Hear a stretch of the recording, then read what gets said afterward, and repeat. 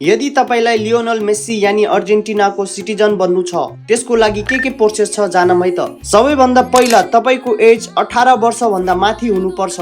तपाईलाई टेम्पररी वा permanent resident बनेर अर्जेन्टिनामा 2 वर्ष बस्नु पर्ने हुन्छ र तपाईलाई बेटल जजको अगाडि अफिसियली भन्नु पर्यो कि म अर्जेन्टिनाको सिटिजन बन्न चाहन्छु। हेर्नुहोस्, अर्जेन्टिना जम्मा 2 वर्षमा नै सिटिजन दिने गर्छ, जुन विश्वको सबैभन्दा फास्ट प्रोसेस मध्ये एक हो। र तपाईको पाउन्ड्स लाइफ पार्टनर बच्चा अर्जेन्टिनाकै हो भने यो 2 वर्ष पनि तपाईलाई बस्नु पर्दैन। तपाई सिधा सिटिजनशिपको लागि एप्लाई गर्न सक्नुहुन्छ।